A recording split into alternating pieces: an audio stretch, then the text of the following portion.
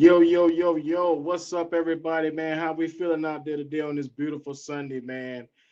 Man, we got a good one going in store for you guys today, man. Did a little bit of thinking after what we did yesterday, and man, I have to say, man, you see the thumbnail, man. Y'all see what the fuck time it is, man. Is Ekwonu a Matt Rule guy? Was he chosen by Matt Rule, or was he forced to be picked by Matt Rule?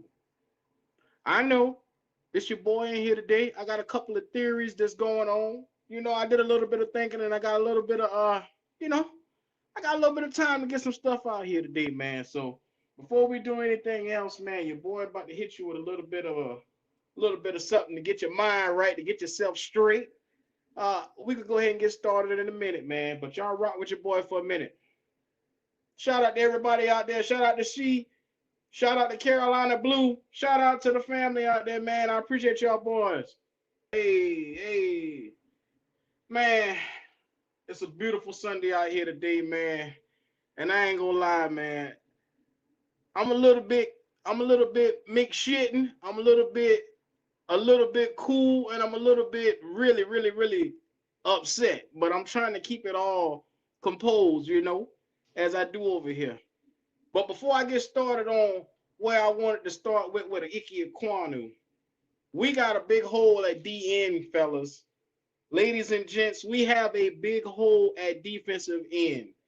And I ain't gonna lie, man. I took my time tonight and I said that I was gonna try to see what I can do to fill some holes over here.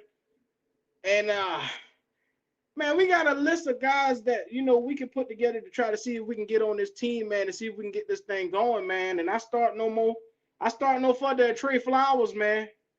Age 28. Last season he had 24 tackles and 1.5 sacks, forced fumble, and a fumble recovery. That is a good pickup to put on that line right now because as it stands, we have shit over there. We got not a damn thing over there. So what we trying to do is put a body in there. Everson Griffin is another cat that's available. Scott Fitterer, he is 33, 34 years old, but get somebody to fill in this DN position because we need somebody. The man had 15 tackles and 5 sacks last season. 5 sacks for a 34-year-old man. We only want him on a 1-year deal. I'll take it. Come on, man. Don't make me do it. There's a lot of cats that we were looking at. They say D Ford is a little bit injury prone. But hey, at this point in time, we got nobody to put over there. Good thing Marquise Haynes' injury is still just day to day. See, I don't know what he waiting on. I don't know what he waiting on right now, man. I'm guessing that he feel that all these guys gonna heal up and he don't have to worry. But I can't wait on that, man. I ain't saying we got to make a move out of being nervous, but if we had somebody at depth at that position, you wouldn't hear shit from me. You wouldn't hear a damn thing from me because at the end of the day, if we had the depth like we supposed to have from that draft, from the last couple of drafts where we've been taking all these D ends and defensive tackles, then you wouldn't hear nothing from me. But all these guys injured. They're injured. So Benson Mayowa, he's sitting right there, 31 years old. He had 30 tackles last year, and he had a sack. We got to get somebody in there on that line, man.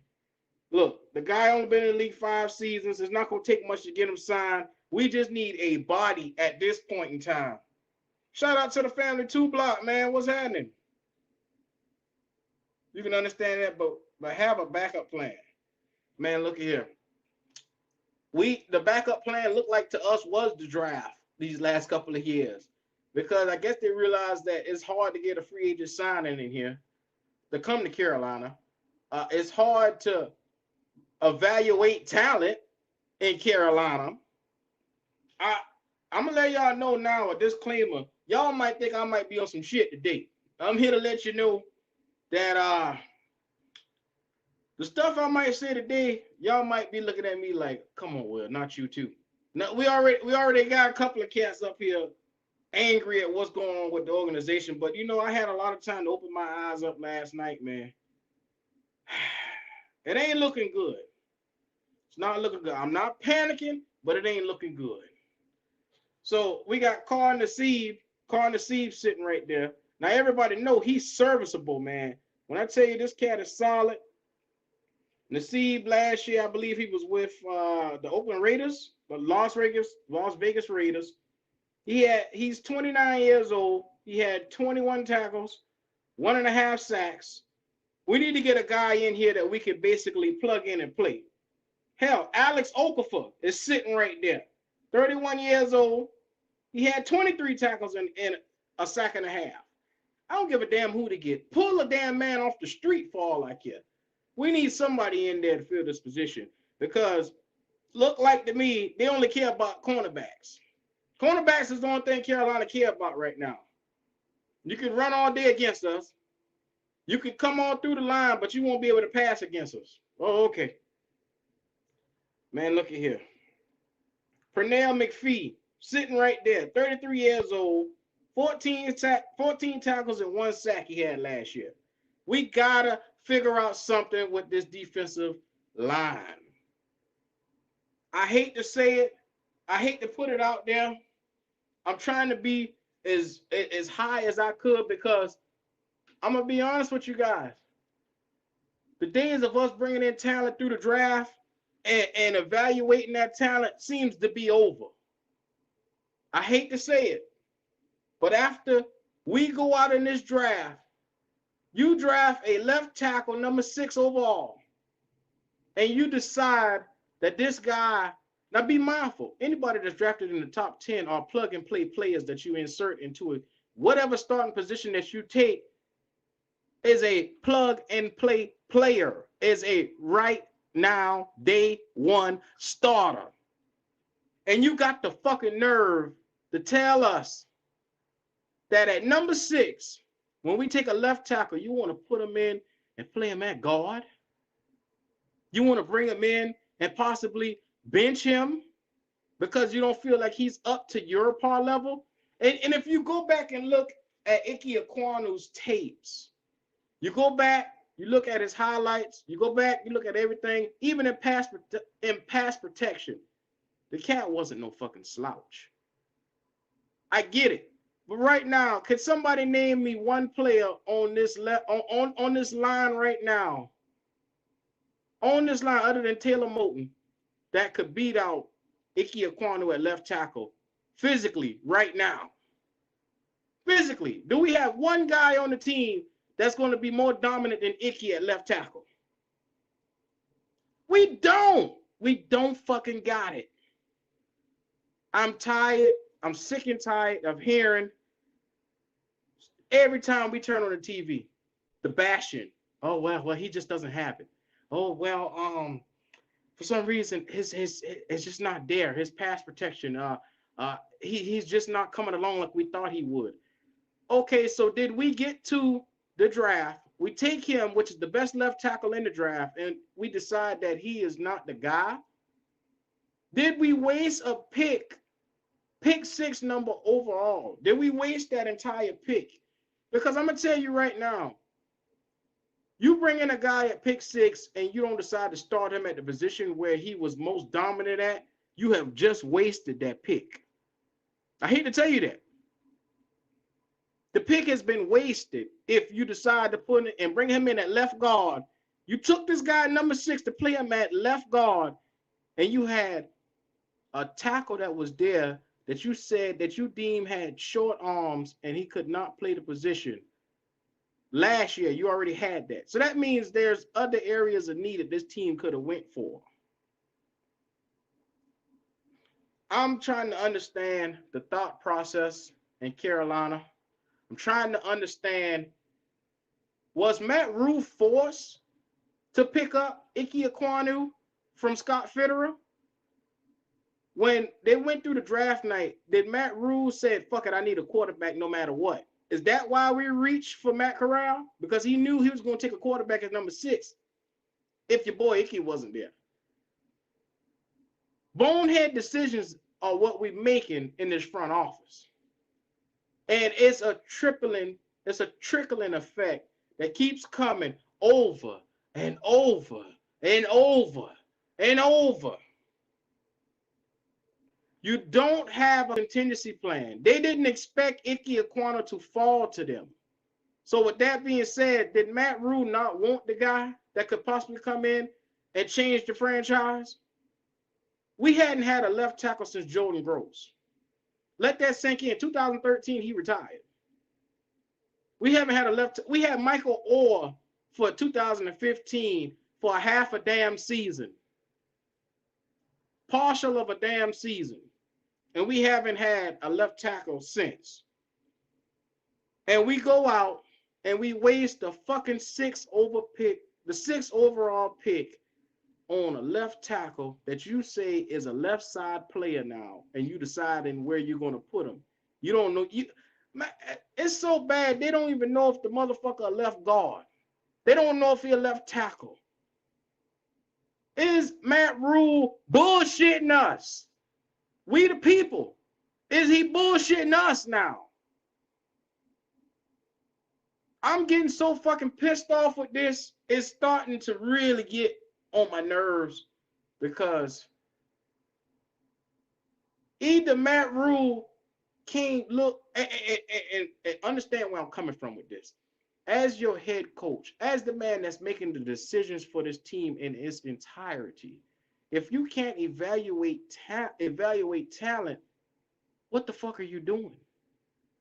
If you can't look at your offensive tackles and your guards and your centers and say, this is the best of the best, that means you can't get the full potential out the fucking team. That means this team will never stand a fucking chance if you got your best tackle sitting down, or if your best tackle playing guard out of position. If you had a guy that you claimed was going to be your left tackle last year, but then you look around, you say he's not the guy. You had him playing fucking every position on the damn line because you claim you want versatility. Motherfucker, stop. Stop the shit. Damn the versatility. At this point, I want players that can come in and hone a position and man the shit down. I get it. It's nice to have other players that can be able to fill in and go around from place to place. But at this point, you're not getting anybody that's solidifying a spot. There is nobody. There is no. And Matt Rhule is doing this shit because he wants insurance packages just in case people go down. But no, that's what you draft for. That's what the fucking draft is there for. To draft players in the later rounds to build your fucking lineup. That's what we should have been doing with these picks that we pissing away. Building the fucking lineup on the offensive side and the defensive side. You're right, Lonzo. We should have just traded back if we're going to piss away a fucking good left tackle. And I guarantee you this. You put Ekwonu on the fucking 49ers, and I guarantee you he'll be dominant. You put the motherfucker, you could put his ass in Detroit, and he would be dominant. And you know how bad Detroit is.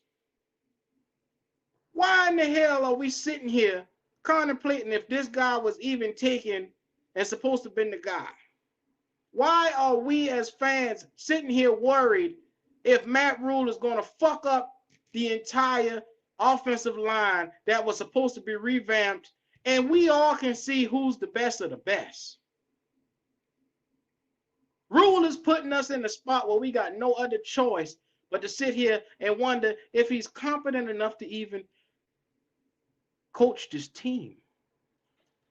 I was always one of those ones where I was trying to give Matt Rhule a chance because I felt like the first 2 years, he didn't know what the fuck he been doing.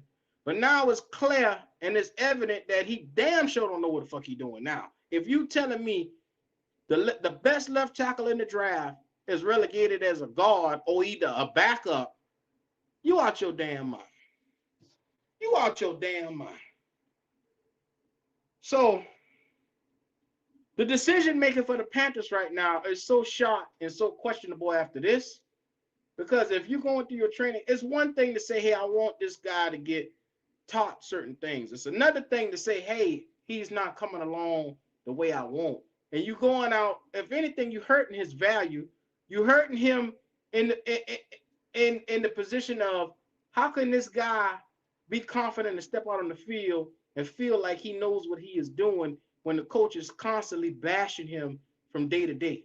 When the reporters get in there, first thing they do is ask him about Icky, and the first thing he do is bash Icky and throw him under the bus. That's why it led me to believe maybe this motherfucker didn't want Ekwonu. I feel like maybe he had his eyes on somebody else at number 6. And now he's going out of his way to one, either sabotage this cat. And that's a hell of an accusation to say that your coach don't want to see one of your best players succeed. But it seems that way going out right now. It seems that fucking way right now. I'm to the point now, I don't trust shit Matt Rhule says. I wouldn't trust him if the bitch had a 4-leaf clover in his pocket. I wouldn't fucking trust him if he was the luckiest man in the world. Because when you start doing shit like this right here, it has me side-eyeing everything that you say and do. I don't give a damn what you say. Matt Rhule has lost me. As a fan, it's like I don't even want to hear what the fuck he got to say next, because he constantly does stupid shit over and over and over. All I want to know, do you guys feel that Scott Fitterer forced Matt Rhule to take Ekwonu with that pick?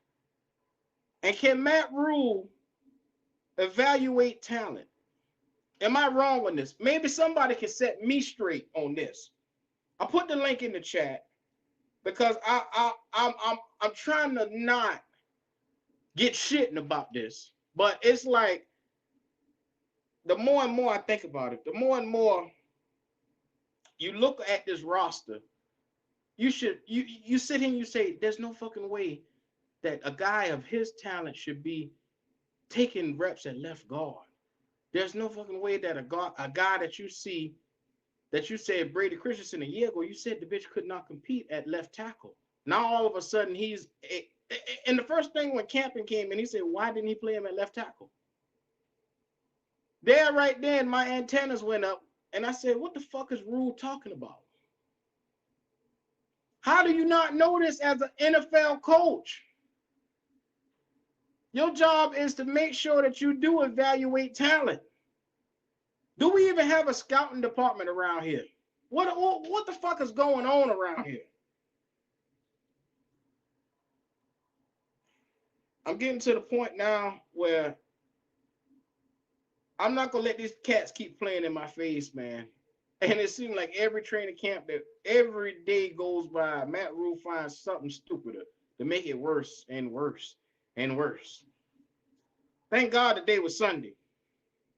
That's all I can say. Thank God the day was a day when they didn't actually do anything today.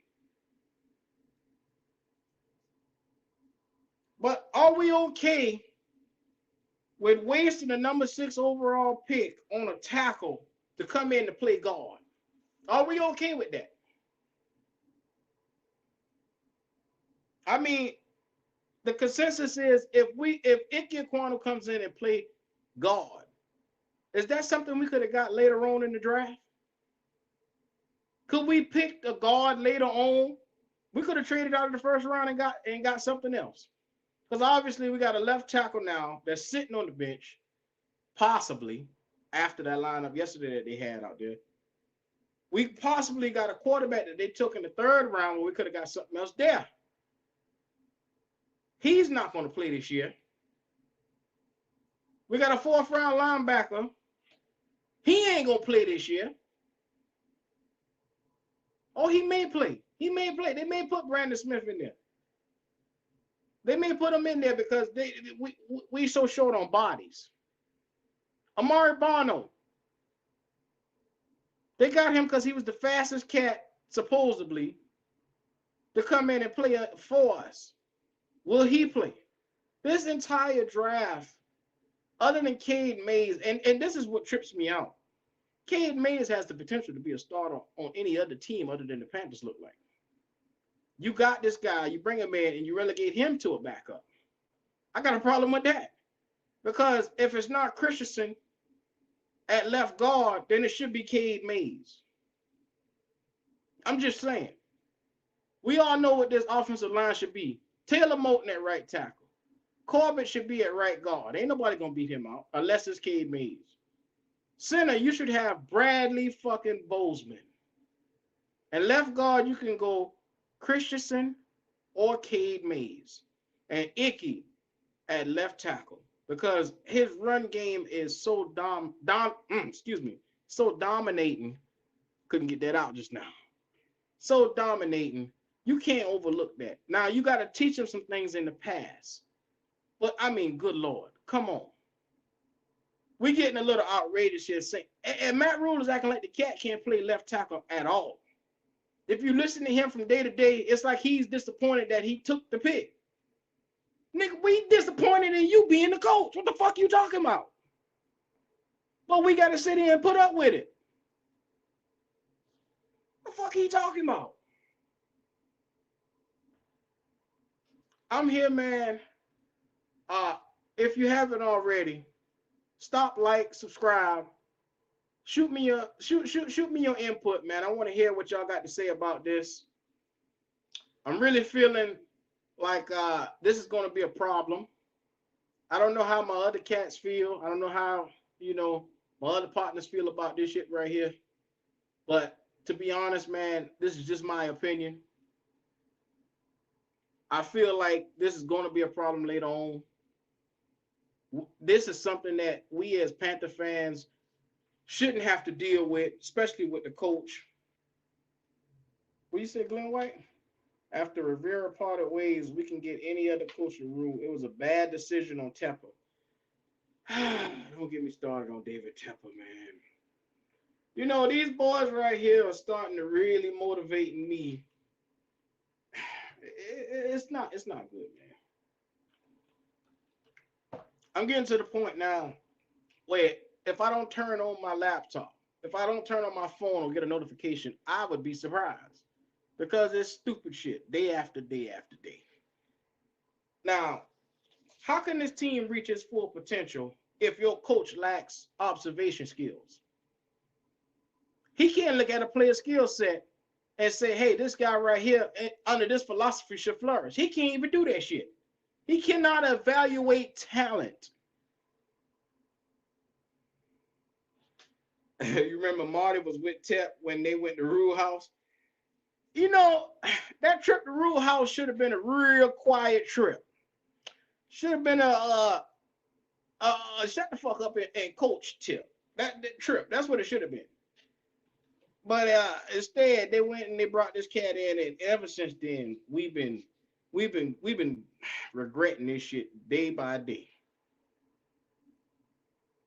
We got a damn coach right now. Instead of he sit the fuck back and allow McAdoo to run this offense. Instead of he allow Camping, because I know Camping done been around so long with all these offensive line places he been. Well, all these destinations he's been, he knows a good offensive line when he see one. And you mean to tell me, can't nobody tell Rhule, hey, sit the fuck back and let us do this? You mean to tell me nobody can't tell this man this? He overstepping his boundaries, man. I mean, I get it. He's the head coach. He got final say on everything. But when it's something this stupid, is somebody going to actually stand up and check Matt Rhule?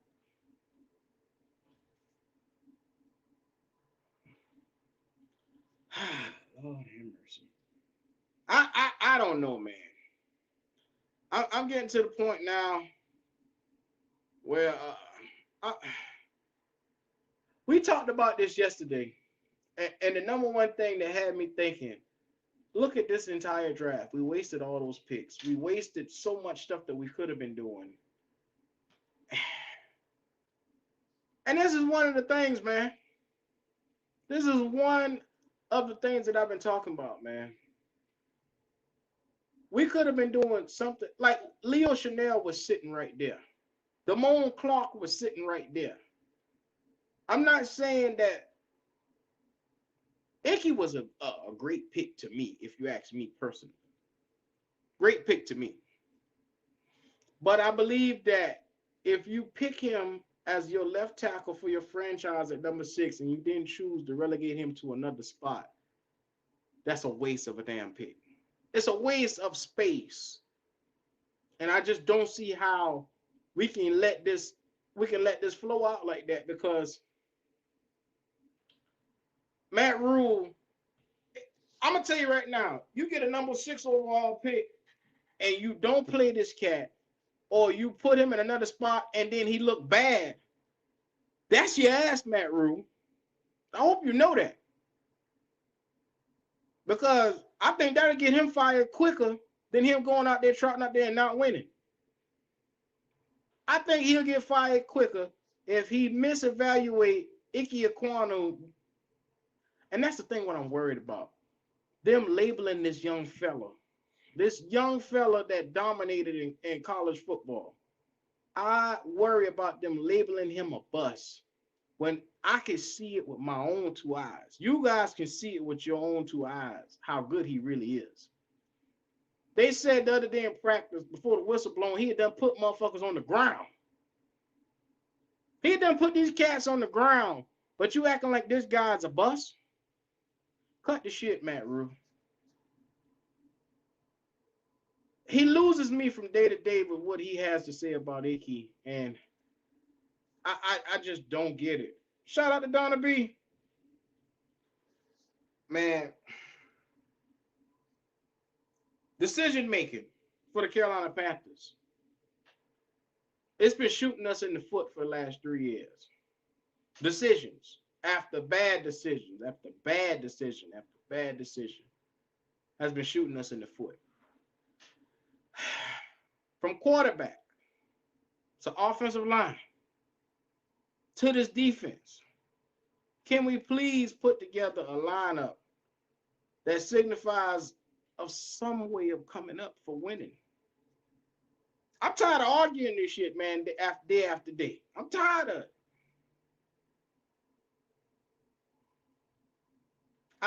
I don't understand it, man. A lot of things that I don't harp on, but one thing that I do know for sure, you don't take a guy top 10 overall in a draft and decide to play him out of place. It just don't happen. So I'm more shocked about that Matt Rhule was wrong about Christensen. I think I'm just as shocked as that as him deciding to play Icky out of place, because you basically told us last year this cat couldn't play left tackle. You said he was too small. You said his arms wasn't long enough, and now he can't do no wrong. I mean, help me make sense of this. I can't make sense of what we are doing here in Carolina with this offensive line, especially. I think you wouldn't hear shit from me if we decided that the offensive line was worth, if it went out there like how we said, with the starting 5 that as we see fit, the starting 5 that we know is the best 5, you wouldn't hear shit from me. But the fact of the matter is day to day, and it's not even he doing it because of injuries, or he's not even doing it to preserve people or give them other reps. He's doing it because he feels deep down within he's making the right choice. What the fuck?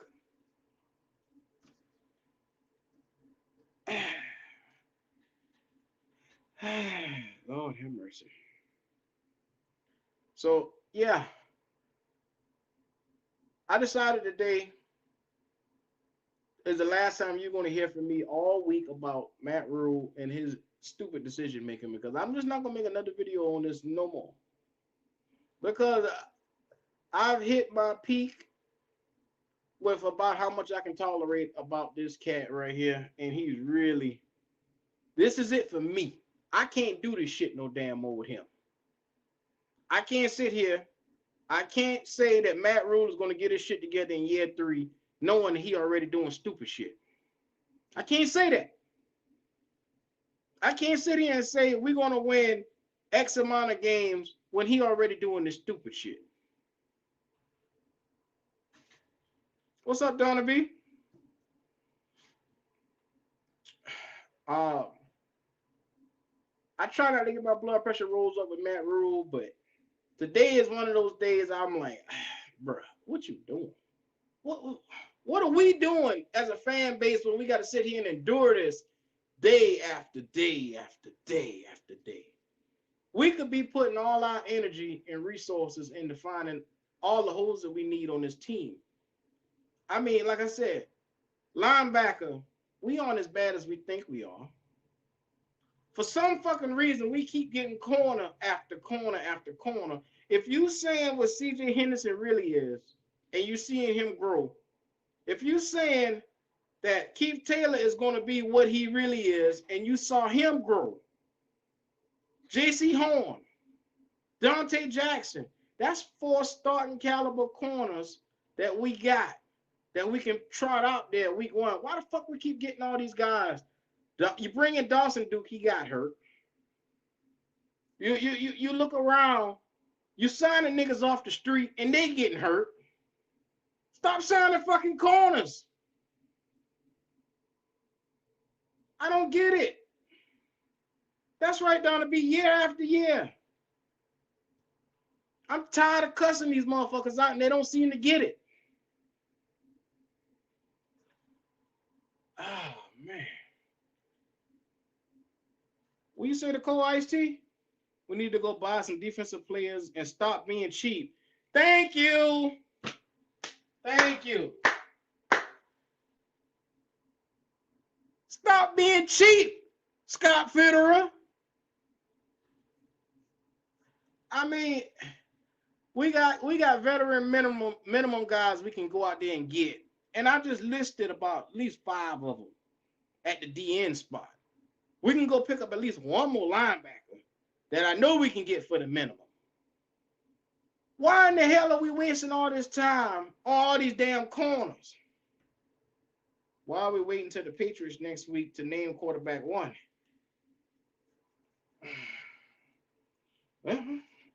Well, I mean, I already named quarterback 1 already, Omar Tillman. I already didn't tell you that. It's no more denying Baker Mayfield. I mean, day after day, practice after practice. And let's understand this. He struggled the first day. Second day, he took off. Third day, he was a little questionable. He threw a couple of picks. By the end of that week, Baker Mayfield had a grasp on the playbook a lot quicker than Sam Darnold. We even forgot about Sam Darnold the last couple of days because Baker Mayfield had been lighting it up in practice so much. 50-yard bombs. And you guys already saying, what? Sam Darnold who? When last time y'all see Sam Darnold throw the ball for 50 yards? I'll wait. Somebody tell me when the last time Sam Darnold actually made a 50-yard pass. Yeah. And you say it's a comp of what? Get the fuck out of here, man. Why y'all playing with me like that, man? Sam got 28 reps yesterday. Baker got 21. Who gives a fuck? He ain't going to be the starting quarterback. You know what, man? Need to break that culture as an organization. You know what, man? Since we've been here, Marty Hurney been a cheap bastard since we've been here. If you look at our organization, look at all our GMs. Marty Hurney, cheap son of a bitch. Every chance you get, he in the dollar store shopping for people. That's how we found so many cats that came in off the street. The Kurt Coleman, which Kurt Coleman was really good for us. They got him for the low, I think, from Kansas City that year, and he balled out. But we missed on a lot of different guys. We missed on that cat that came from Atlanta. I can never remember the name, the safety that came from Atlanta. He got his ass torched. Roman Harper we hit on. We hit on Mike Mitchell. We hit on a couple of guys that came in over the last couple of years that gave us something serviceable. But it's a lot of misses, too. It's a lot of misses, man. Historically, Gettleman did the same shit. Gettleman loved hog mollies, but in the same breath, he didn't want to pay no damn body. Why you think we end up having what's the son of a bitch? Vernon Butler. You remember him? You remember we had KK Short, Starla Tulale, and Vernon Butler. He drafted another guy in the first round, and the bitch never touched the field for Carolina. And I think he in Buffalo now. How do you do stuff like that? Because he saw the handwriting on the wall and he didn't want to pay those guys. And shortly after that, we end up breaking up that line. The point I'm trying to make is you can go back almost a decade or more. Historically, Carolina has never wanted to pay anything for any free agent acquisitions. They didn't want to pay anything. We get our money, we take our money, and we go and we put the motherfucker on a running back. That'll solve our problems. Let's pay a running back. I mean, granted, we didn't have anything else when we paid Christian. We didn't have nobody else. Cam was hurt and gone, and I mean, we had to do something. I get it. $16 million to a running back after he just had 1,000 and 1,000. I mean, to me, it's stupid, but I mean, you can't deny Christian McCaffrey at that time. He was a top MVP player. But historically, we have done dumb shit. Like Gettleman, rescinding Josh Norman's tag. He didn't want to pay him. You got arguably the top corner in the game, and you decide, fuck it, I don't want to pay him. Arguably the best corner in the game. He just came and produced for you the entire season. We went to a Super Bowl. And because of the way how Gettleman handled that shit, we ain't seen a good day since. I hate to say it. Mind how you handle people. It matters. It matters how you handle people. Gettleman did the shit to Steve Smith. It came back to bite us in the ass. You let go of this guy. You say he old. You say he can't play anymore. And look what it did for us. Man, I'm to the point now, I'm not surprised by anything.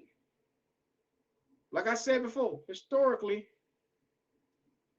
we've never paid anybody.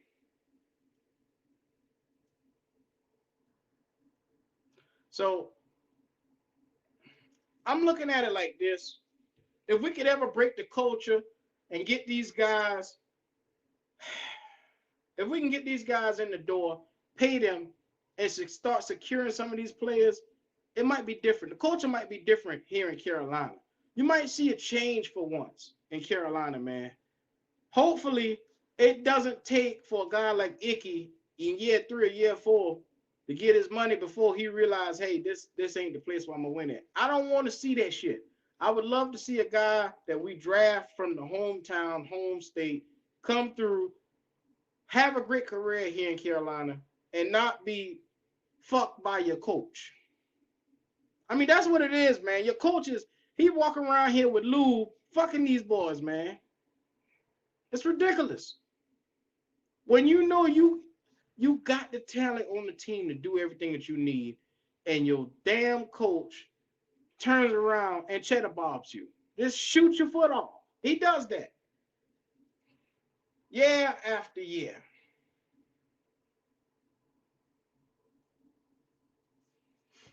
But you know what?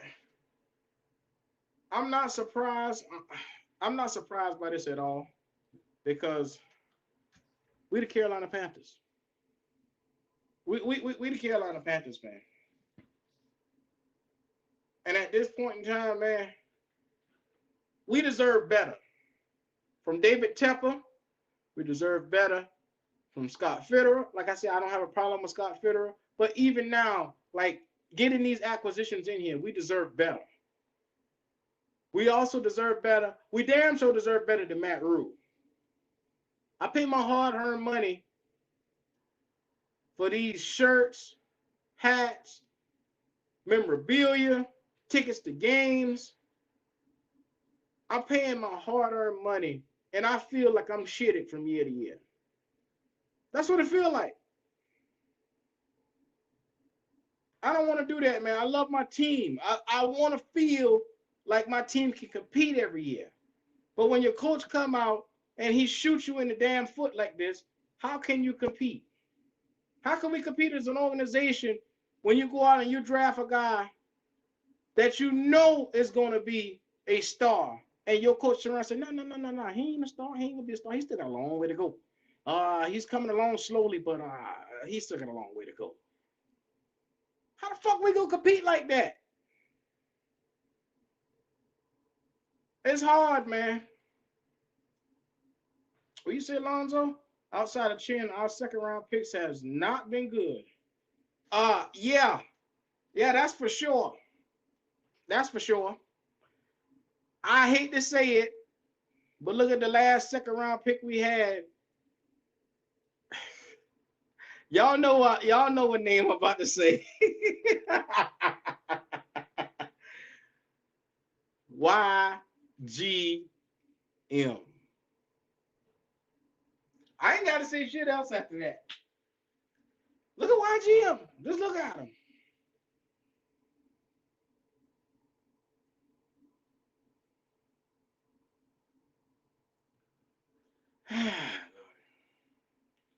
YGM. Gross Matos. That's right, Lonzo. Gross fucking Matos. This cat, we could do so much better than Gross Matos, man. I'm tired of wasting year after year on this cat waiting to get his body together, and he doesn't do it. And it won't make a hill of beans anyway, because when he do get his body together, unfortunately, the coach will be gone. Because Matt Rhule is going to piss away his entire. I'm going to tell you right now, we tried in the game week one against Cleveland, and you put Brady Christensen out there against Myles Garrett. How the fuck you think this going to go? How y'all think this going to go? Christensen and Myles Garrett. Who y'all think stand a better chance? And I hate to say it, the rookie, in my eyes, will stand a better chance than your boy Brady Christensen. I just hate to say it. I hate to say it.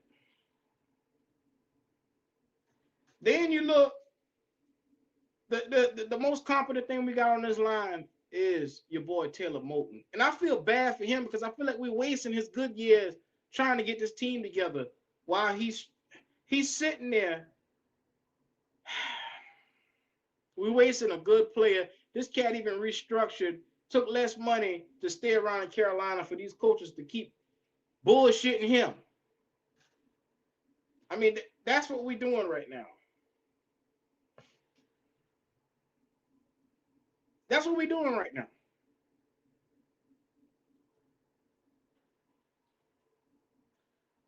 I hate to see a guy like him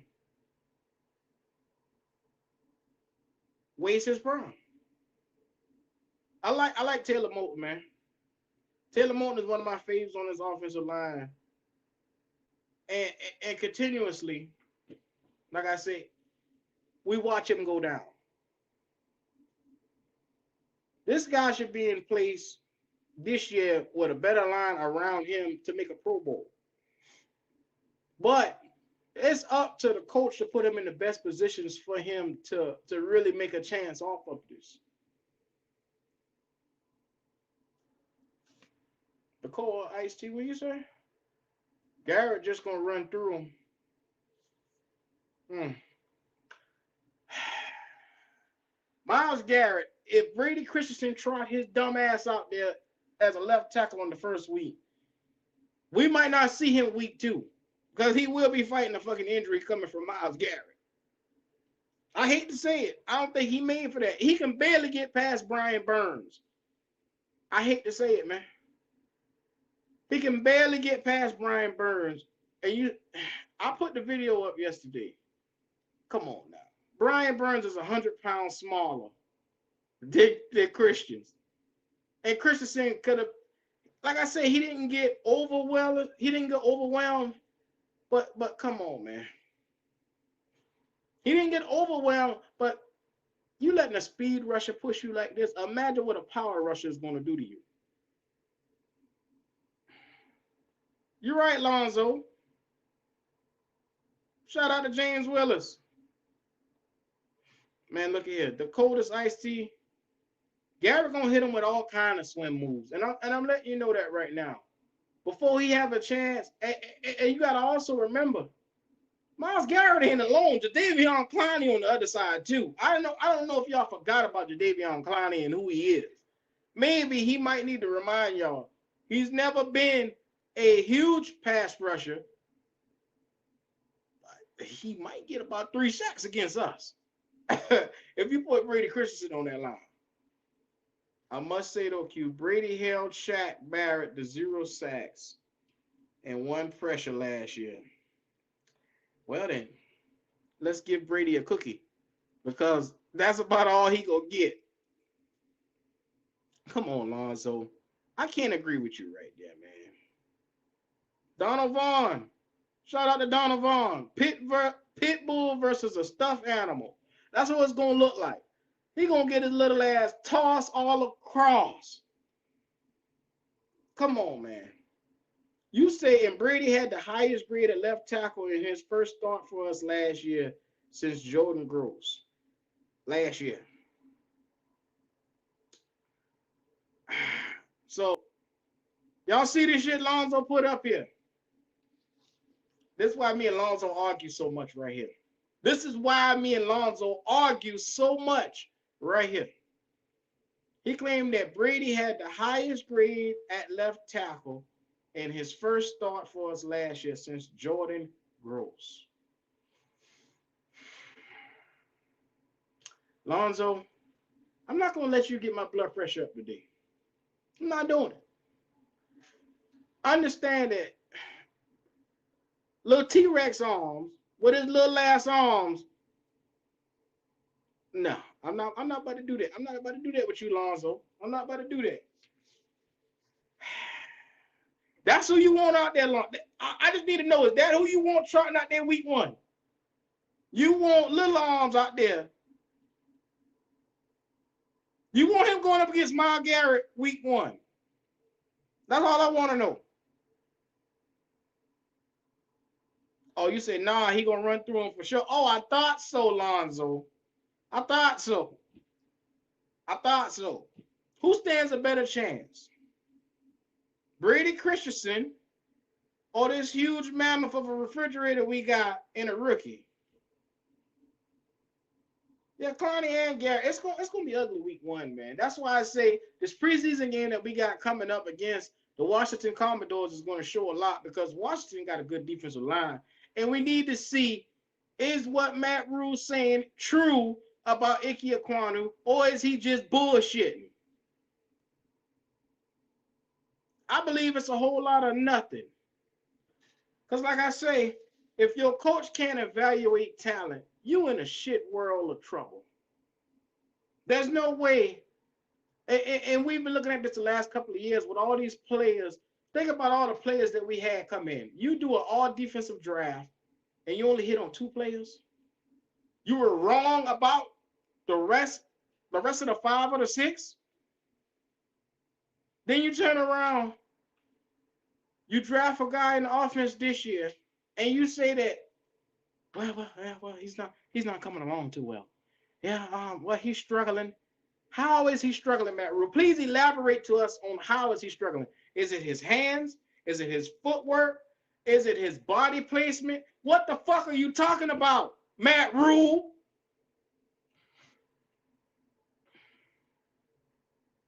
What are you talking about?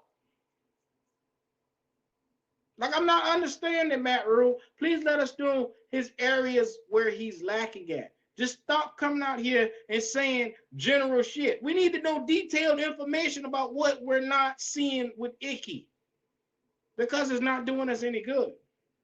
He's telling us scratch the surface information. We need detailed information to what he's not doing because he's a number overall 6 pick overall. Man, I got that all backwards, but it is what it is. He's a number 6 pick overall. That's right, Donald Vaughn. You just don't sit here and act like a number 6 overall pick can't walk and talk all of a sudden when he been walking and talking for 20 years. Come on, man. It ain't like the day he just forget how to play left tackle. I don't trust you, Matt Rhule. I mean, as a coach, you got to have talent evaluation skills. There needs to be a guy on this team that can say, hey, this guy right here, he is dominant in the run game. Hey, this guy right here, he needs to do A, B, Y, and Z. Maybe he need to hold his hands better to go against speedsters coming off the edge. Maybe he need to shift his body more to the right, just a little bit. He need to figure out some type of shit to tell us other than this guy ain't coming along.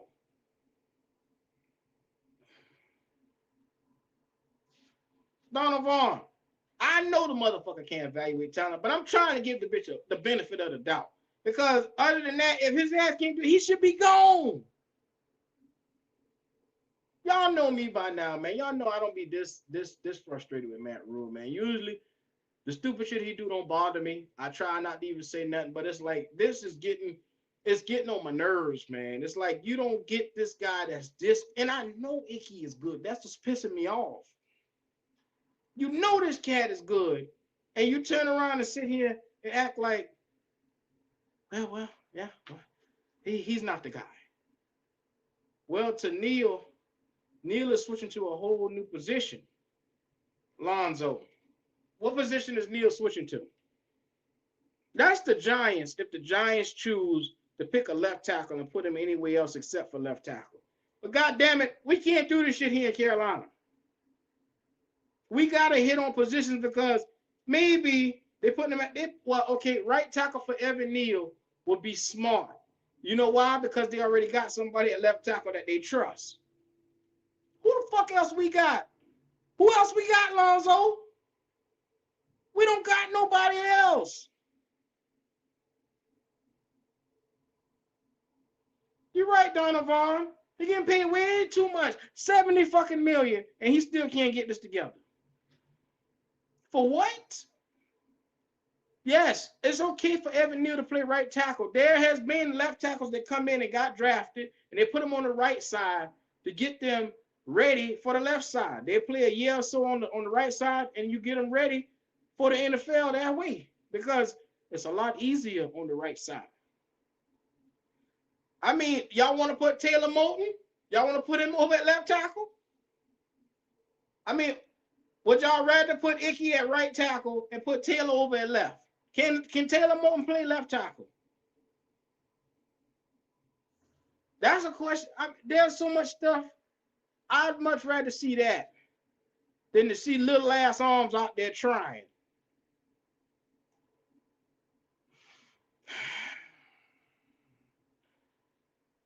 You think we should get Jordan Davis? I'm under the impression I don't give a fuck who we should have got. As long as whoever we get, we hit with it. That's all I care about. If you want to take a left tackle, you take the fucking left tackle and have confidence and put your nuts out there and say this guy is the guy for us and he will start. I didn't give a damn if we got a linebacker. That guy, whoever we get, will be the guy at 6. If we went quarterback, it would have been a hell of a fucking reach. But at least I know that we're going to trot his ass out there and he was going to live and die by that quarterback. Enough of the shit, man. We drafting these players and they basically either going to be injured or sitting on our bench and getting ready to go to another team. That's what it's looking like.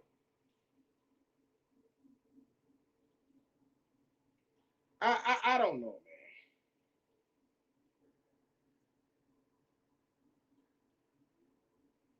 So I just wanted to see how y'all feel about today. If you're watching this right now and you haven't already, stop, like, and subscribe to the channel. Building this thing up.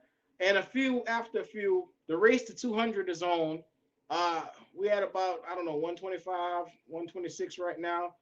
The race to 200 is on. And at 200, I will be doing another subscriber giveaway where hopefully by then you will get the logo for Black Cat Panther podcast, and I'll probably give out 2 shirts for 200 subscribers.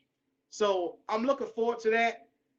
If you haven't already, man, hit keeppoundingtvshop.com, shop with the big cat, and hit there, like some of the stuff that he got over there, and purchase, rock with your boy. If you haven't already, hit Unk 2020, Unk underscore 2020. That's UNKK underscore 2020. Like and subscribe to him. He'll be going live real short, and I'm pretty sure it's going to be very entertaining to watch. Man, it's so much that we laying on the table out here. There's so much theories. There's so much speculation, and we ain't had nothing but time to give y'all this content. Y'all see it at the bottom as well. Cash App is there, man. If you want to bless your boy, man, send your boy something. WQ09, money sign WQ09.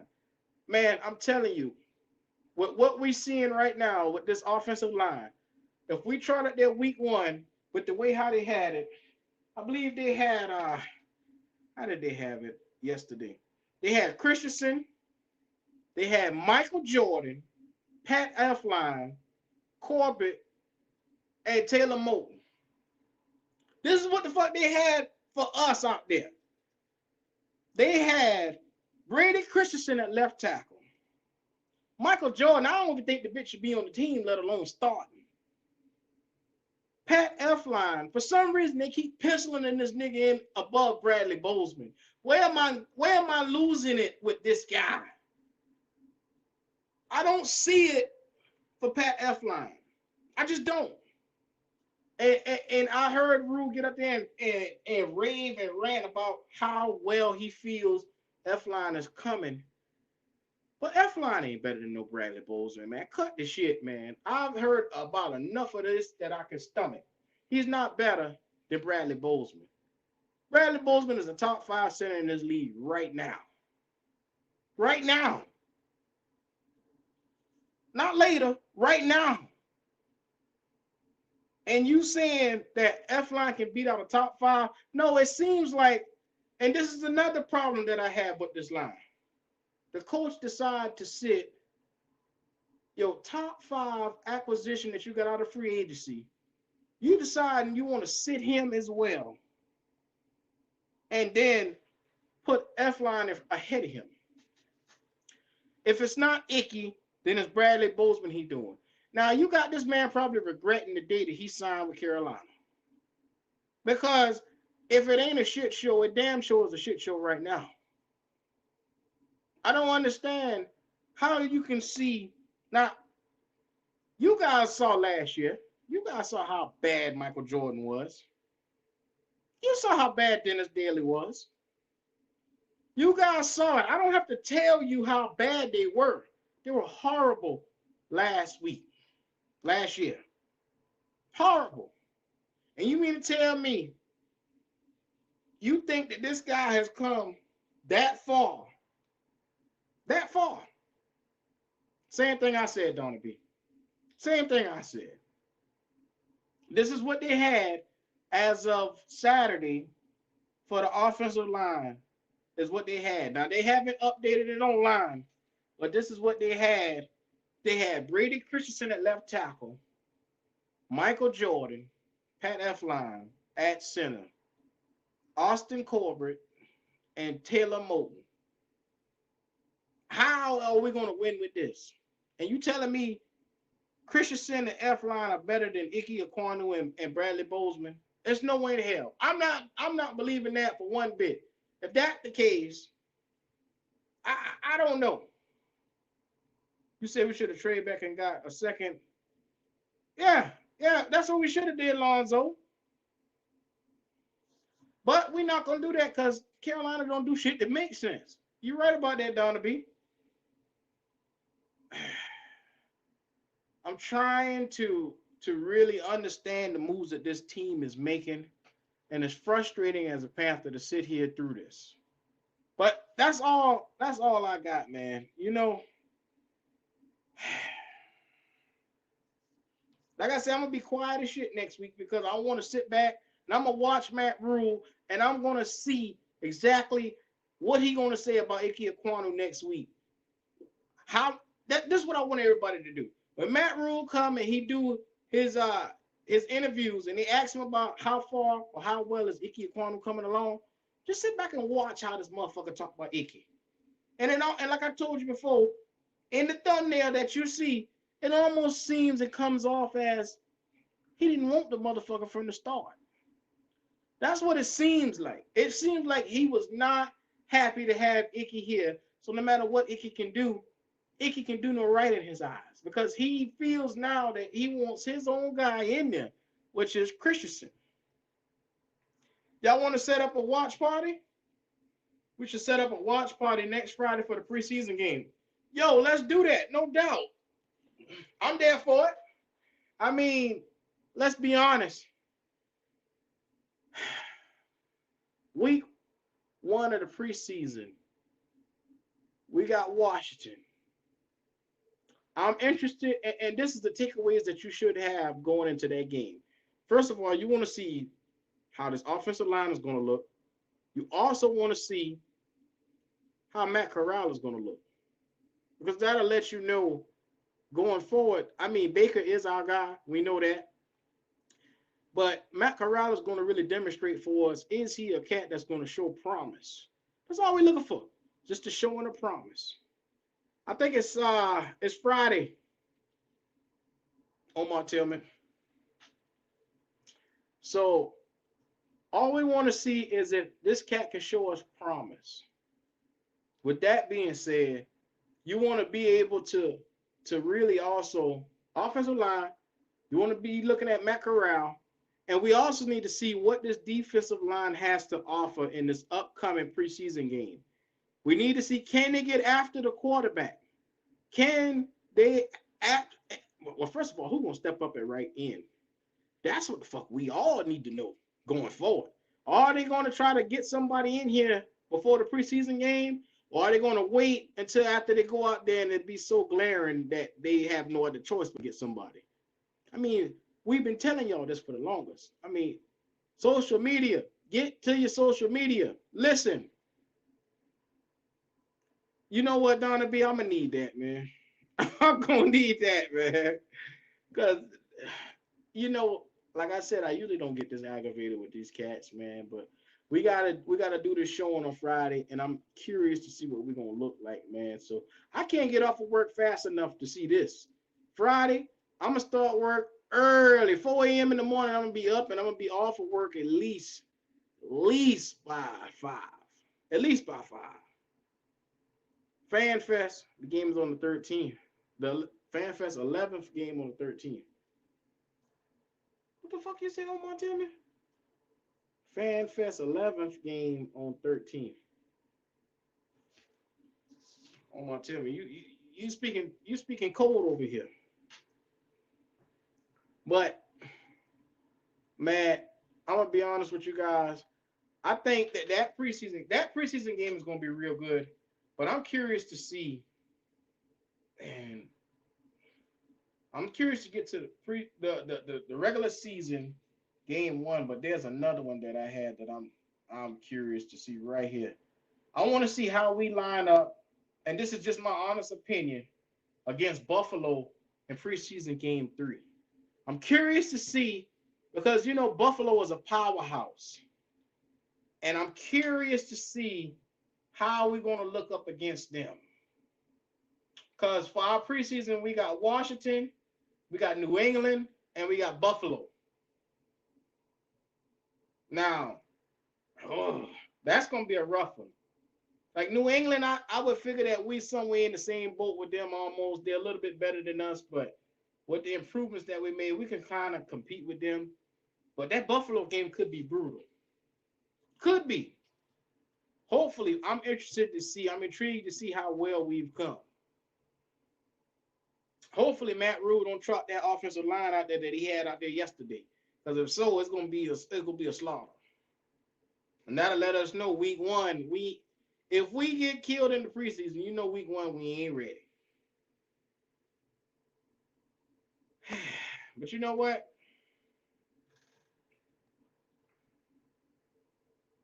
That's all right for me, fam. That's all right. Man, I just wanted to come out here Sunday. It's a beautiful Sunday today, man. I just wanted to come kick it with y'all for a little bit because I'm gonna probably take the next couple of days to get myself together. Uh, oh shoot, we got the homie Waves in the building. What's good with everybody? Big waves in the building, man. What's up? Man, how you living, fam? Hey, bro. You know how it go, man. Nothing but this life, man. Riding these waves. Y'all know how it go. Yes, sir. Man, if you haven't already, stop what you're doing. Go to his channel. The big homie Waves just started his YouTube. Please show the brother some love, man. He has started his channel, and I know it's gonna be good. Yes, I'm here sir. for it. I'm here for it. Yes, sir. Hey, appreciate that, man. Y'all go and like and subscribe right now, man. Life is Just a Wave podcast. Can't wait to have my boy Q up on there. We're gonna Yes, be sir. popping that shit, talking that shit, man. Real topic, sports, life, man. Y'all know how it go, man. Y'all go and check it out. Yes, sir. Well, I got a question for you today while you're here, since I got you here, bro. Yes, sir. What's up? Have you been paying attention to what's been going on in training camp the last couple of days? Yes, sir. Yes, sir. You know I've been on it. I just matter of fact today I just got finished watching my boy well I caught Matt Rhule interview that he did yesterday, and I caught uh well it was JC Horn and Steve Smith interview. I just got finished watching that about 15 minutes ago. Yeah. Yes, Hey, that sir. was dope, man. Seeing the goal and our boy right there, man. That was dope seeing that too. Yeah, hey, shout out to Sam Mills, man, and the whole Mills family.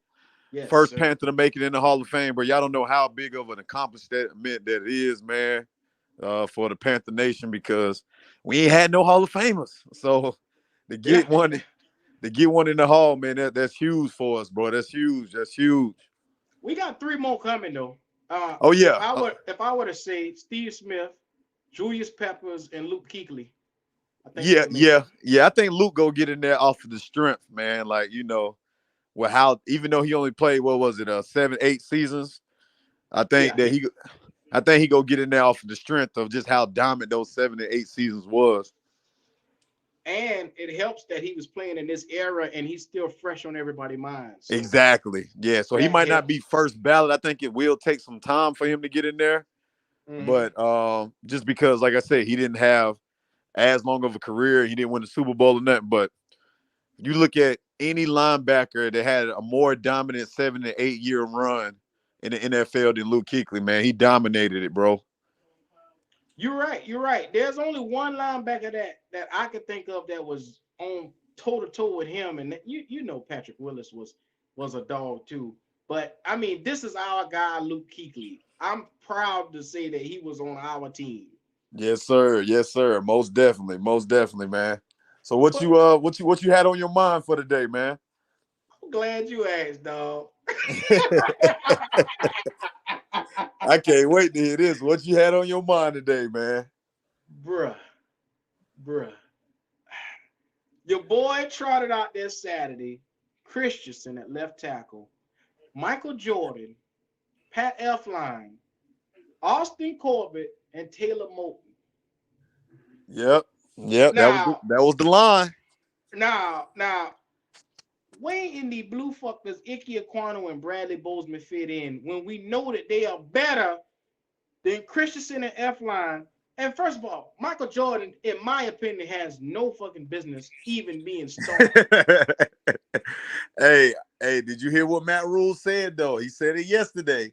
Bro, he said that Ikwonu has a long wait. Y'all, I'm gonna be come out and say this. Bro, Ikwonu might not even be a starter. He might You know what, Waves? Now, he might not even be a starter. before you say that, let's be honest.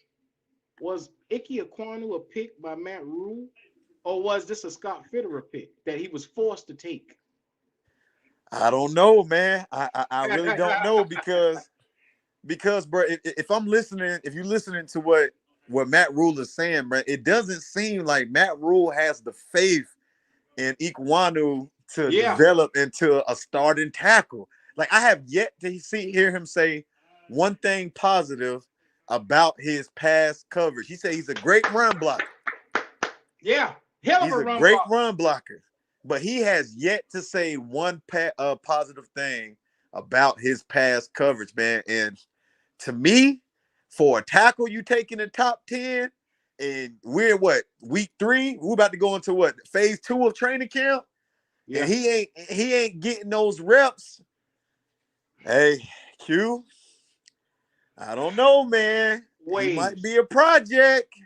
Wait, you do not take a motherfucking left tackle at number 6 for him to be a project. No Exactly. fucking way. Exactly. Wait, Exactly, bro. I'm about to hit my lip. This motherfucker about to really make me get angry, bro. Yes, sir. Hey, bro. I'm telling you, he what? Hmm? My bad, bro. My bad. Hey, but listen, wife was yelling my name. Oh Um, Lord. hey, listen though, bro. He might be a project, man. Like he might be I know what everybody was saying. Everybody was hoping. Hey, man, he go get it together by the end of training camp. But listen up. It's only a couple more weeks of training camp left. A couple more weeks of training camp. Preseason games, you know that the Warford phase is about to come to a close. So Uh-huh. you already know that the Warford days is about to come to the close because I think they go back to Charlotte after the first preseason game, if I'm not mistaken. That's when they come back. That's when they come back and start finishing the rest of training camp up back in Carolina. Mm-hmm. Yeah, if I'm not mistaken, I could be wrong. It might be the second game. But I'm telling you, man, if Ekwonu don't show something in this preseason game, bro, next Saturday, and show that he can be a pass protector, bro, I'm telling you, I'm gonna go ahead and say it. Project. No. Don't not waves.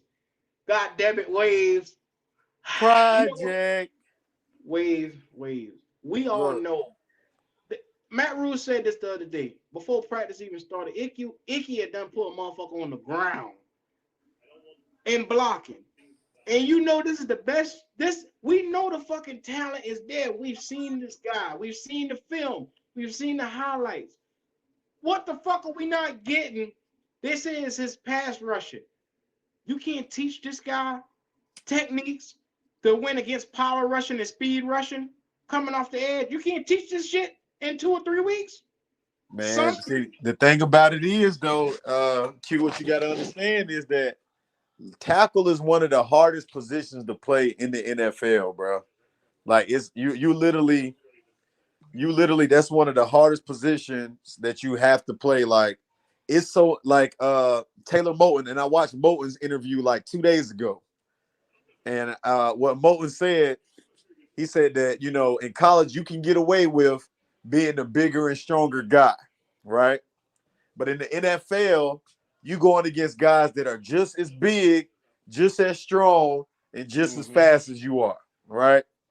mm-hmm. So you can't just sit up here and say, that I'm just going to outpower and outmuscle everybody in the NFL. You got to have some damn technique, or you better have some damn technique, because if not, bro, I heard that, bro, Matt Rule was saying that he gave up, like they said that he gave up like 2 sacks in the scrimmage game yesterday. Ekwonu gave up 2 sacks.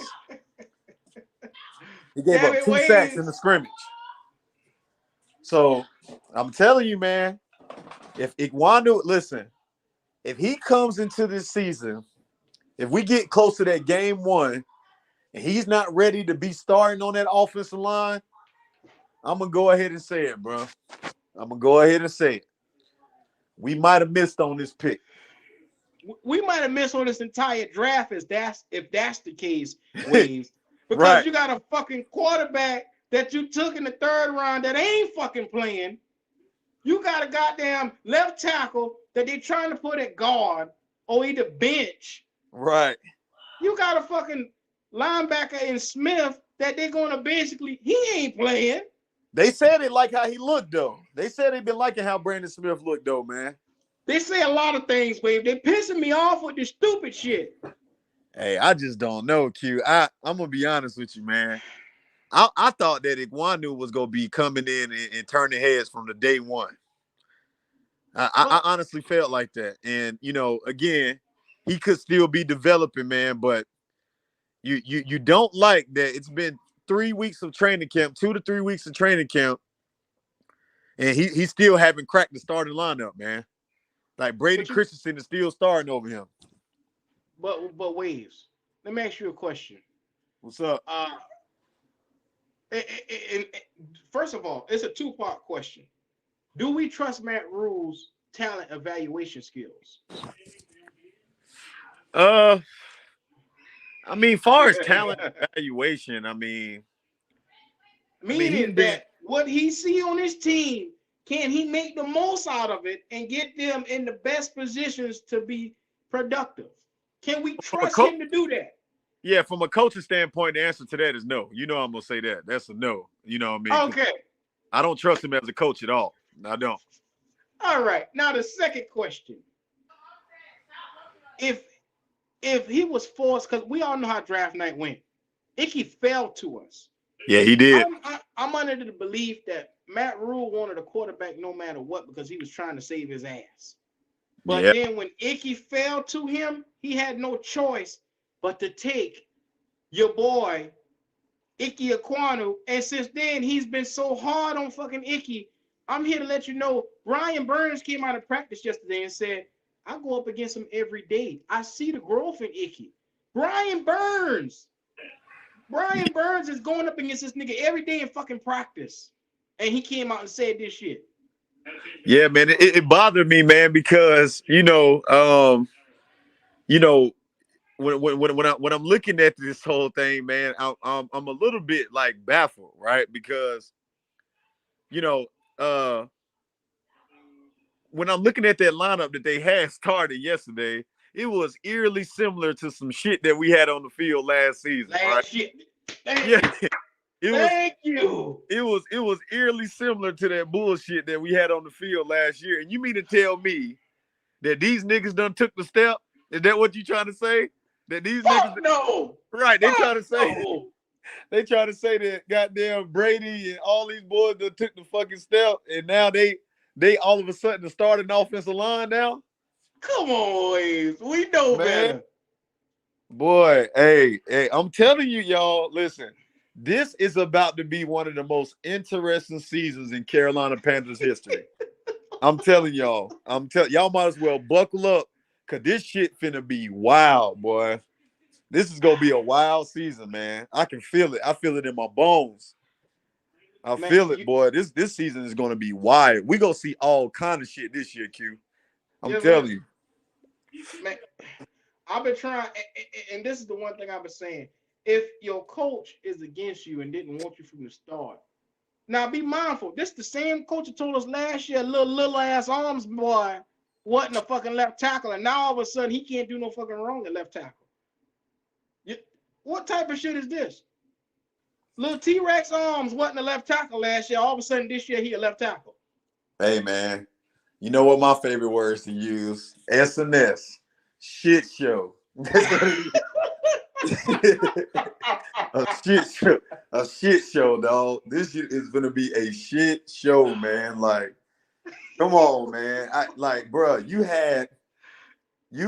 Bro. I still just can't believe that Brady Christensen is fucking the start. Basically, if the season started today, that man would be our starting fucking tackle. That to me, Exactly. that baffles me, man. I don't understand that. That mean that the rest of the line really ain't doing shit, man. like, like for real. Like, if but this bruh, nigga is our starting tackle, then man, wow. but but it's not only their waves. He's doing the same shit with Pat Elfline over Bradley. We know Bradley Bozeman was for Lamar Jackson last year. He was a Right. top 5 center. Exactly. That don't And make you telling me Pat Elfline is better than a top 5 center? no. You That telling bitch me better that make Pat all pro. Elfline is beating out Bradley Bozeman in training camp? That's what I No, don't. sir. I can't. If that's happening, man, like, and I know we not down there in Spartanburg, like I don't, like I know that we don't get to see everything, but bruh, if these guys are really like impressing the coaching staff like that, oh man, wow, But that's not this. You can impress the coaching staff all you want, but at the end of the day, Miles fucking Garrett is coming week 1. Jadeveon Clowney is coming week 1. You Wow. gotta understand, Miles Garrett ain't no bullshit. Icky is a Wow, man. better chance than little ass arms Christian Brady Christensen. Come on now. Bro, it's y'all buckle up, get your popcorn ready. Buckle up, get the popcorn ready. That's all I'm gonna say. Oh Hey, my god. hey, look. I ain't even from this point on till the season start. Y'all ain't gonna hear me talk no more negativity about Carolina. I'm just gonna say all you gonna hear me say is all I'm gonna sit up here and say is just buckle up and get your popcorn ready. That's all I'm gonna say. Cause Oh man. ain't no way you go sit up here and tell me that's the line that you have together right now. That's the line. It's the same fucking line as last year. The one that was allowing Sam Darnold to get destroyed. Now Is all of he a sudden, doing this on purpose? man, Is listen. is he really this bad? You would think that a coach that's on the hot seat will be trying to do everything that he can to win, right? That's what you would Yeah. think. But I don't know, Q. Maybe he knows something that we don't. Hey, but I will say this too. I'm gonna say this too. Maybe Ekwonu was really further away than what we really are understanding. Like maybe he really, right. I haven't heard one positive report about Ekwonu since he's been in training camp. But Like ways, literally, not that's one. hard to believe, ways, because if the motherfucker's a monster and he's come out and said, now he's doing great in the run game. He's come out and said that. We've heard this in all the interviews. Everybody is saying Ekwonu moving motherfuckers around out there in the practice on the run game. But when Yep. it comes to the pass, defending the passes, he's struggling. Yeah, but And we drafted him to be a pass protector. That's what we drafted him for, is to protect against the pass. That's the areas that we was weak in. But when you got Christian McCaffrey fully healthy, like at running back, he gonna make the first man or two miss. So I mean, I'm not saying that the line ain't got to be decent, but McCaffrey done had some great seasons behind a bad offensive line. You get what I'm saying? mm-hmm. So I can't. It's for me. Yeah, okay, you a great run blocker and you got a lot of strength, but you can't let the quarterback get touched, bro. You can't do it. But Can't let the QB get touched, bro. You what I'm cannot do it, man. You what cannot do it. Cannot let the quarterback get touched. what I'm saying So is I don't even trust Matt Rule's assessment of him right now to this point. can't let it. So do are you asking me? Do I? Do I? No, I'm saying I don't trust Matt Rule's assessment of Ike Ekwonu up to this point because Camping has come out. Hey, Camping has been raving about your boy Ike Ekwonu. Camping done been on how many different teams with Cleveland and all them other boys. He done seen offensive lines come and go. Hey man, Six. listen. Get your popcorn ready. That's all that's all I'm gonna say. Get your popcorn ready, man, because it's finna be wild, man. This preseason game, like I'm so ready to I'm so looking forward to this game against the Patriots to really see what these rookies look like, man. It's gonna be a couple people I'm looking at, man. I'm looking at Matt Corral.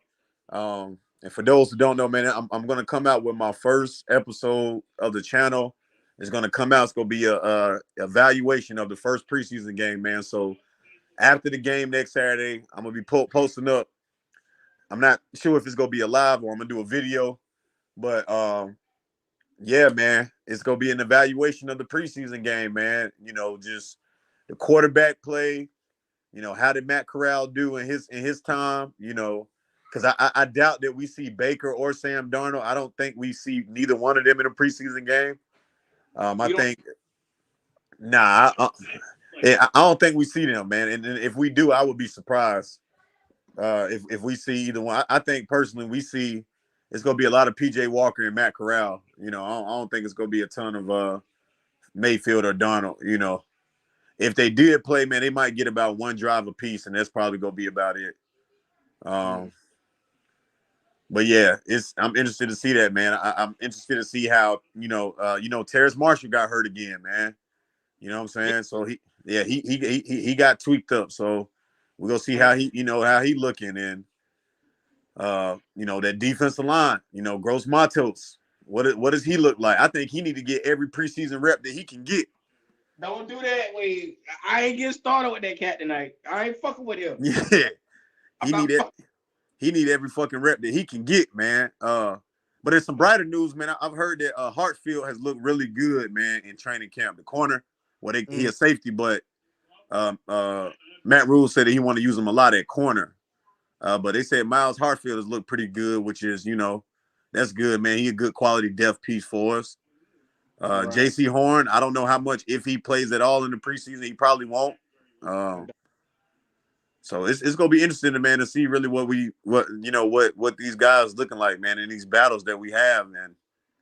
The offensive Well, line, but Ekwonu, I think he gonna play majority of the game. he. Why they doing this, boy? Why they doing a boy like that, man? They acting like this nigga need every rep he can get, bruh. Hey, Q, he might though. That's the Shit. thing. Like, I'm not saying I get what you're saying about the evaluation of the talent, but bruh, like, you know how I feel about certain things. Like, if Matt Rule is saying that you need time to develop, that got to be a little concerning. They Matt got to Rule. be a little concerned if Matt Rule is telling you that. Honestly, I don't think I've heard Matt Rule say any player is far away from being where they need to be. I He don't think said, I've ever heard him say that shit. Like, to be honest. Waves, What's waves. up? Remember last year he said Brady Christensen is not a left tackle. He's Yeah, not. that's what I'm saying. He did say that. He did say that. Do you Hey, believe in motherfucker? That's who he trotting out right now. hey, You believe this cat got to say? yeah. It's y'all get your popcorn ready, man. It's gonna be a hell of a start to the season, boy. Hell of a start. Oh man! Wait, I can't believe anything that Matt Rule says. If Matt Rule said the sky blue, I'm gonna go outside and look up because I don't believe him. So let me He ask you does. this question. Q. So how do you feel about how they handling the quarterback situation, man? You think they need to go ahead and name a starter? I think they bullshitting because we all can see it. Baker threw a 50-yard bomb in practice. Before that, he been connected on all these touchdowns. Granted, he had a couple of interceptions in the practices, but we already know who the fuck the starter is now. Yeah. It's not, come on, you drag shit out. What competition? There is no competition at this. I think it's more of a yeah, I mean I told you, man, and my whole perspective on this thing is, man, that if Baker, I definitely have him being the starting quarterback, but I feel like he gonna be on like a short leash, man. Like if he come out there and he starts thinking it up and he start wilding, you know, he go to Sam quick. He go to Sam quick, man. So I'm telling you, man, like everybody, get your popcorn ready. Make sure you got your butter, your soda ready, all your snacks. Cause this shit finna be a fucking movie in Carolina this year. And I vow, so to all of the listeners right here on Black Cat Panther TV, I will not be negative about the Panthers going forward. I'm literally just gonna say, get your popcorn ready. That's my only thing I'm gonna say. So that when you hear me say that, that goes to show you that I think it's finna be some bullshit. Hey man, if you're watching this right now, I put the link to his channel in the comments right there. You see it. YouTube channel, Life is a Wave podcast. That's my homie right here. I appreciate him for pulling up on me today. No Off doubt. so I'm gonna try to catch a little bit of what Unc got going on. So, man, I appreciate you, fam. Bruh, you know it ain't nothing but love for you, man. Hey, listen, bruh. Y'all already know how Q coming with this content, man. If y'all haven't done so already, make sure y'all hit that like button. Hey, turn on them notifications, man. Make sure y'all subscribe to the channel if y'all ain't already done it right now. My boy Q is on here killing it. It's always an honor, bro, and a privilege to come on here, man. I can't wait to have you on my show, man. We're gonna be talking about some real stuff, man. Y'all, Word, but before that though, y'all make sure, man, to go holler at Keep Pounding TV, man. Y'all already know that's the home channel. Y'all make sure mhm. to go like and subscribe that, man. None but love, man. Appreciate you, Q. Man, you have a good one out there, brother. All right, then, bro. I'm gonna catch you, man. Hey, look, we gonna be going at it here in a couple days. I feel it. Yeah, yeah, yeah. It's time. It's time. We got to get back on the ground when Big Cat ass get back. You already Look, know. you know he got the other channel back, so you see what time it is. Yes, sir. It's grind time, man. We got to make this shit pop off. We got to get to 20K. Yes, 20K is sir. get there. Yes, sir, man. Hey, appreciate you. Much love, bro. I'm gonna catch you later. All right, I'm gonna holler. Appreciate you. All right, then, dog. All right. Hey man, I appreciate all y'all today, man. I'm getting ready to end everything because Uncle's over there doing his thing, man, and I want to catch a little bit of that. So if you haven't already, go over to Unc 2020. That's UNKK underscore 2020. My dog, the OG, is over there laying it down, and I'm about to go ahead and get into this part into his podcast and see what he got going on. That's Unc underscore 2020, and make sure you like, comment, and subscribe if you haven't already to the channel. I appreciate all the love, man. This is your boy Q, and I'm out.